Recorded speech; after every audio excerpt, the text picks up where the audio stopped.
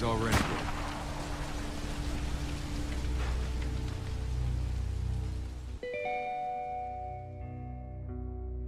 Spec Ops: The Line is a 2012 third-person shooter developed by Jaeger Development and published by 2K. The game was assumed to be a cookie-cutter military shooter with gameplay akin to Gears of War, but fans and critics alike were surprised by its bold and subversive narrative, along with very strong voice acting headlined by Nolan North, who is most prominently known for his role as Nathan Drake in the Uncharted series. Instead of the typical propaganda present in military shooters, Spec Ops: The Line adapts Heart of Darkness by Joseph Conrad and becomes the de facto video game representation of the novella. The game is successful in its adaptation to the video game medium and also sets itself apart from the most prominent adaptation of Conrad's work, the film Apocalypse Now. And now, 10 years later, I have played it because its reputation has stood the test of time and I was interested. So I've made a point this year of really getting backlog games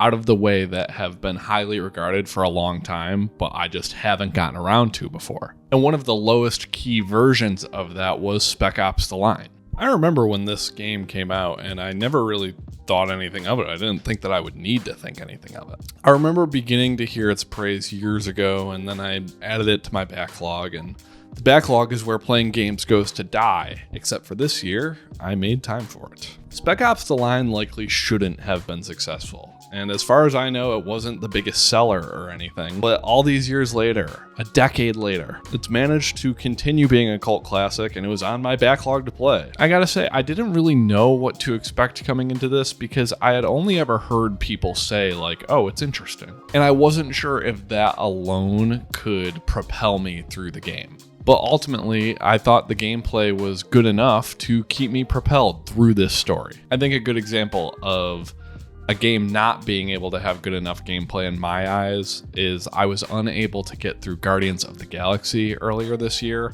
I put in a few hours and it didn't really work out for me. Everyone says it has a good story, but if I genuinely dislike the gameplay, like I can't go through a 17-hour story. Spec Ops: The Line has serviceable Gears of War-like gameplay, and most importantly, it respected my time. I think I beat it in about 8 hours. I do want to look at the elements of the game today that made it successful at what it set out to do, and has made it a cult classic 10 years later. The first point I want to make is that Spec Ops: The Line is decidedly a video game story. While it's a story that's been done before because it was the novella and it was made into a movie as well, this iteration of the story knows that it is placing it into a video game. It's not trying to copy Apocalypse Now or anything. It has a definitive stance on what a video game version of this story should look like. And as a result, they subvert your expectations a lot in the gameplay. Subverting expectations, always a good formula for creating an interesting video game. The novella and the film, as far as I know, I have read the novella. I have not seen Apocalypse Now, which is pretty weird. But as far as I'm aware, those stories have kind of audience avatars in them. These audience avatars are looking on Captain Kurtz or whoever is that character of the iteration and looking at what absolute power can do to someone and critiques of imperialism and all of that. The brilliance of this being a video game is that the character of Kurtz doesn't exist. There is Conrad and there is Walker. Conrad with a K, that is. And the game forces you to ask, like, who is Kurtz? Who is the person corrupted by imperialism here? Is it both of them? Is it none of them? Is it one of them? The game puts you in very interesting scenarios that you have to act out. As a result, there are some very affecting moments. With your control over Walker, it will have you go through with decisions he makes, and then it'll kind of turn the camera back on you and be like, was that the right decision? Was that something you really should have done? And that's the type of thing that you can only effectively get in video games because of the interactivity. The next point I want to make is that this serviceable gameplay is propelled by all of the other elements of the game. Gameplay is king. That's what we always talk about. If a game isn't fun to play, then is it worthwhile?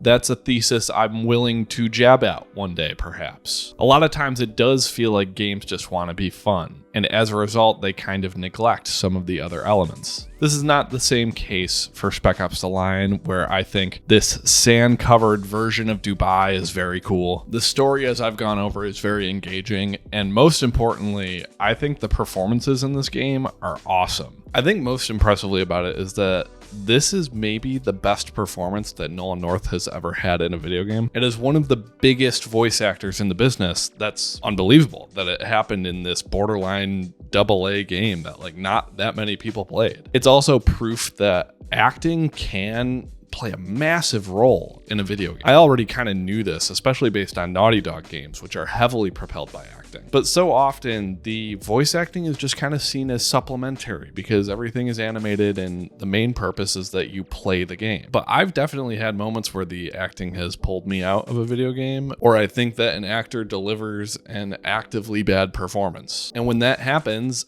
I don't like the game as much. I would say it's rarer that you see an actor really carry a video game, but Nolan North does that in Spec Ops: The Line. So this Gears of War-esque kind of derivative gameplay is actively propelled by these other elements. And because I liked the other elements so much, as I got further into the game and I got more used to the feel of the gameplay, I started to like it quite a bit. Although, god damn it, are you squishy in this game. I mean, I got really stuck at points and I was just on normal difficulty or whatever the standard would have been. Now there's a more important element than anything I've mentioned here so far. If there is a problem I have in some modern games, it's their refusal to try anything that interesting. It seems like a lot of modern games just kind of want to blend in with that Ubisoft open world, or blend in being a third-person cinematic narrative game. And while this is kind of a third-person cinematic narrative game, I do think it sets itself apart. I'm fighting away the blandness of the AAA. Feels increasingly rare to get the AA game that is really going for it and trying something interesting. And Spec Ops: The Line is one of those games. It tries something interesting by adapting Heart of Darkness. And it adds on to it too. It's specifically a critique of American imperialism. It's also a critique of kind of hero worship in the military. Is John Conrad the greatest man I ever served with? Well, I don't know. There was this one time in Kabul when he dragged my bleeding carcass half a mile to an evac chopper. So maybe I'm biased. But the facts don't lie. The man's a fucking hero.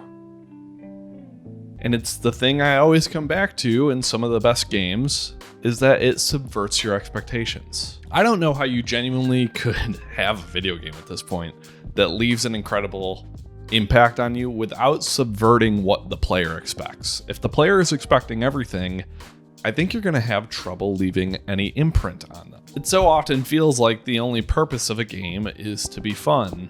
And while that is, of course, a very important purpose, I do wish that sometimes a game would strive to say something. And Spec Ops: The Line strives to do that, and it does it. I think about this a lot in games because there is an element, especially when you get into Game of the Year talk. It's that every game has to be the first time you experienced something. Every game needs to be its own unique experience that you've never had.